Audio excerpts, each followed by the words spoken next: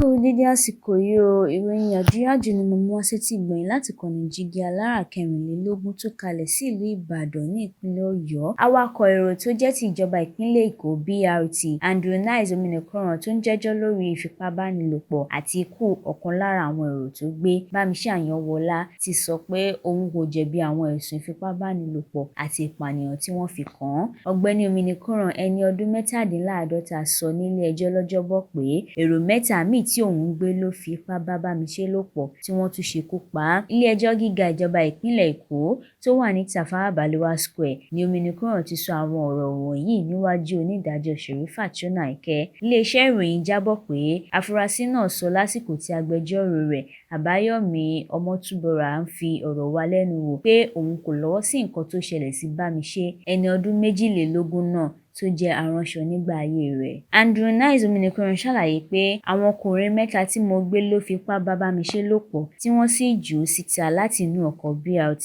mi. Ó ṣàlàyé pé òun ò tilẹ̀ lè sọ bí nǹkan ti rí lára òun lásìkò tí gbogbo ìṣe aburú náà ń ṣẹlẹ̀. Mi ò ní nǹkan kan ṣe pẹ̀lú àwọn tó fa ìbọn yọ lẹ́gbẹ̀ẹ́ mi rárá. Chevron ni mo ti gbé arábìnrin náà, mo sì gbé àwọn ọkùnrin ọ̀hún ní ibùdókọ̀ míì. Awakọ̀ náà ṣàlàyé pé nígbà tí àwọn yẹn fa ìbọn yọ tí wọ́n fi hàn òun kò jẹ́ ara òun mọ́. Ìbẹ̀rù ti bò mí jìnnìjìnnì nítorí náà gbogbo nǹkan tí ẹni tó gbé ìbọn lọ́wọ́ bá sọ fún mi ni mo kàn ń tẹ̀lé. Nice Andrew Ominikoran ṣàlàyé bí wọ́n ṣe ní kí ó dá ọkọ̀ dúró nígbà tí àwọn dé 3rd Mainland Bridge tí wọ́n sì ní kí òun gbà dé orí afárá Kata tí wọ́n sì ń wó ọmọbìnrin náà bolẹ̀. Nígbà tí mo rí tó ń sunkún kò sí ohun tí mo lè ṣe.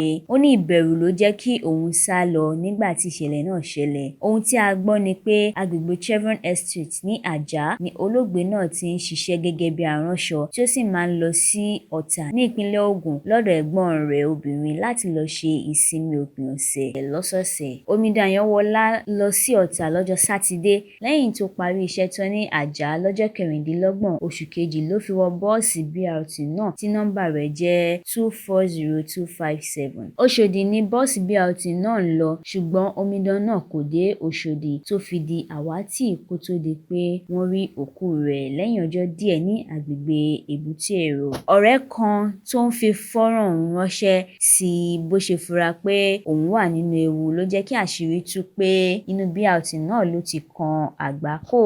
Lẹ́yìn náà ni ọwọ́ tẹ Andrew Nice Ominikoran awakọ̀ BRT tó gbé Bamise ní agbègbè Òdògbòlù tó sálọ ní ìpínlẹ̀ Ògùn. Onídàájọ́ Shonaike ti sún ìgbẹ́jọ́ míì sí ọjọ́ 21 oṣù kẹwàá ṣùgbọ́n kò ṣàì fi àìdùnnú rẹ̀ hàn lórí bí ẹjọ́ náà ṣe ń falẹ̀ láti ọdún 2022. Ọjọ́ 15 oṣù kejì ọdún 2023 ni ìgbẹ́jọ́ ti wáyé kẹ́yìn. Èyí ni ilé-ẹjọ́ sọ pé kò ṣẹ̀yìn agbẹjọ́rò olùjẹ́jọ́. Kò ní jù báyìí lọ lórí ìròyìn Yajoyajo fún ti àkókò yìí. Orúkọ tèmi ni Adépọ̀jù Adéyínká láti ìlú Ìbàdàn ní ìpínlẹ̀ Ọ̀yọ́.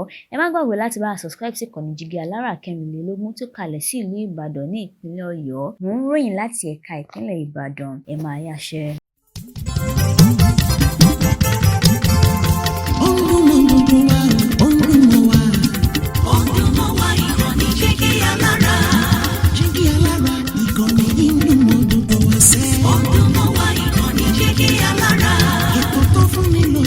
Ètò tó wà ní lọ́yẹ̀ wà ń bẹ̀. Ọdún mọ́ wá ìkànnì jígí alára. Ìròyìn lóríṣiríṣi tàbí mọ́ bó ṣe ń lọ láwùjọ.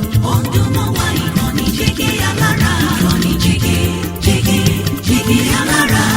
Jígí alára.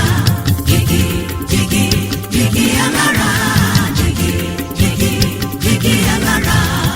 Ìkànnì jígí alára 24 bàbá gbogbo.